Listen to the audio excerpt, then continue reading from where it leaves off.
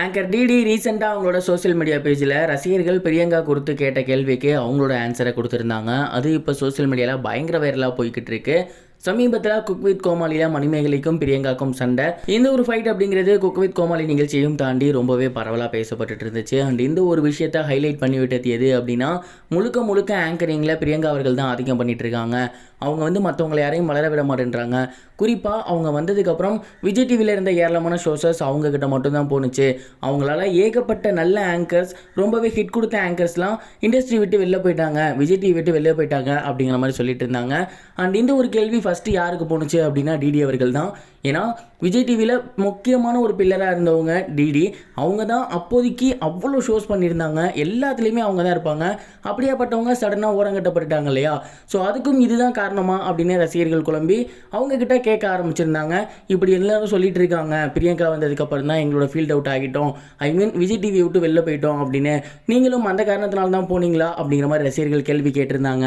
இந்த ஒரு விஷயம் பயங்கர வைரலாக போகவே இந்த விஷயத்தை கவனித்து டிடி அவர்கள் அவங்களோட சோஷியல் மீடியா பேஜில் ஒரு சில கிளாரிஃபிகேஷன் கொடுத்துருந்தாங்க. அவங்க என்ன சொல்லியிருந்தாங்க அப்படின்னா, ஒரு சில கேள்விகள் இப்போ என்கிட்ட அடிக்கடி வரதை என்னால் பார்க்க முடியுது. ஒரு பர்டிகுலர் பர்சனால தான் உங்களால் விஜய் டிவியில் சர்வை பண்ண முடியலையா, விஜய் டிவியில் ஷோஸ்லாம் கேன்சல் ஆனதுக்கு அதான் ரீசனா அப்படிங்கிற மாதிரிலாம் கேட்குறாங்க. அப்படிலாம் என் லைஃப்பில் எந்த ஒரு இன்சிடென்ட்டும் நடக்க கிடையாது. குறிப்பாக சொல்லணும் அப்படின்னா, எனக்கு ஆக்சிடென்ட் ஆகிறதுக்கு முன்னாடி வரைக்கும் நான் அவ்வளோ ஷோஸ் புக் ஆகியிருந்தேன். அண்ட் அவ்வளோ ஷோஸ் எனக்கு இருந்துச்சு, நல்ல ஹிட்டாகவும் போய்கிட்டு இருந்துச்சு. ஒன்ஸ் எனக்கு ஆக்சிடென்ட் ஆனதுக்கப்புறம் தான் என்னால் சர்வை பண்ண முடியலை.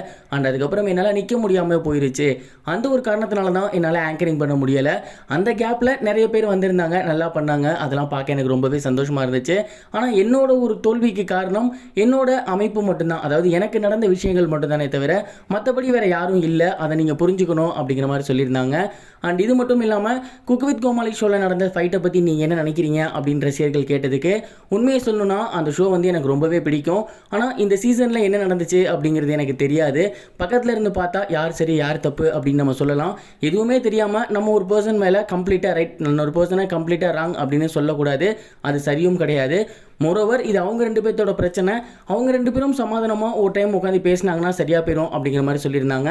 அண்ட் டிடி அவர்களோட இந்த ஒரு மெச்சூர் ஆன்சர் பற்றி நீங்கள் என்ன நினைக்கிறீங்க? ஒருவேளை பிரியங்கா வந்ததுக்கப்புறம் தான் அவங்க போனாங்களா, இல்லை ஆக்சிடென்ட்னால தானா? ஆக்சிடென்ட் ஆனதுக்கப்புறம் மறுபடியும் வந்திருந்தாங்க. ஸோ இந்த ஒரு கேள்வி மறுபடியும் வருது. நீங்கள் என்ன நினைக்கிறீங்க? கமெண்ட் பாக்ஸில் ஷேர் பண்ணுங்கள். இது வரைக்கும் கனெக்டிங் டிவிக்கு சப்ஸ்கிரைப் பண்ணனா மறக்காமல் சப்ஸ்கிரைப் பண்ணிக்கங்க. உடனடி அப்டேட்ஸ் பெறுவதற்கு நோட்டிஃபிகேஷன் பெல்லையும் கிளிக் பண்ணிக்கங்க.